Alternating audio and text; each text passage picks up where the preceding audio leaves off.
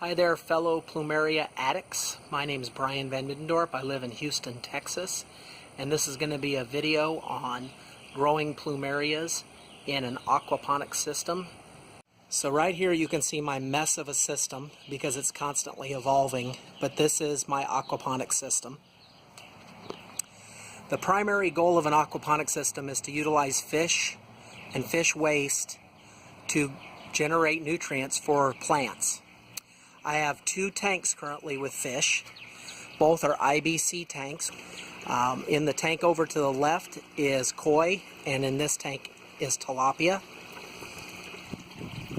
And here you can see my water draining from my flood and drain system into my floating raft system where I have some basil growing and some lettuce, also some mint. The best way I found to use aquaponics for plumerias, though, is in a flood and drain system, which you can see here. I have the bottom part of a IBC tank with clay pebbles and a lot of plumeria seedlings that I've grown. In the far back you can see another cutting that went in not too long ago, and I'm waiting for the root structure to develop enough to go ahead and move it over into a pot. The idea of a flood and drain system is simply pumping water in at a consistent rate. As you can see here, the water's not moving at full force, but it's moving fast enough that the bell siphon will go ahead and activate when the water reaches the high enough level. The bell siphon, which is right here, is constructed out of some PVC parts. Pretty simple to use, but effectively when it reaches maximum capacity will discharge water into the receiving tank.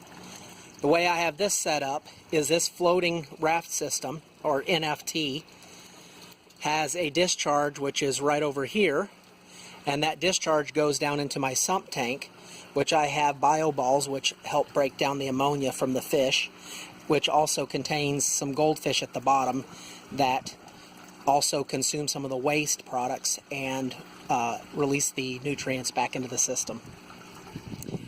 Additionally, I have other types of systems networked in.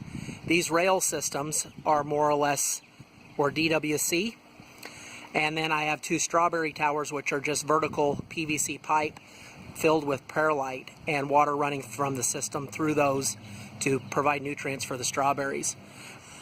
And here I have three Dutch buckets which have pepper plants in them, and I have another Dutch bucket on the other side with a tomato plant.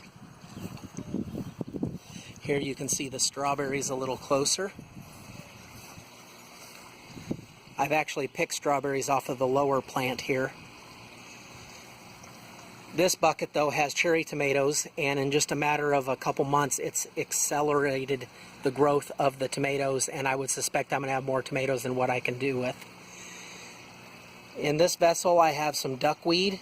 The duckweed and azolla, which is in this bucket, are used to feed the different fish. I know my water's pretty clear, so we might get a chance to see some of the fish in here. But I fed them some fish food and azolla today. The azolla is high in protein and great food for the fish. Probably not their most desired food, but it does get ate in due time. Also in the background you can see I have a greenhouse for storing some of my plumerias outside during the winter.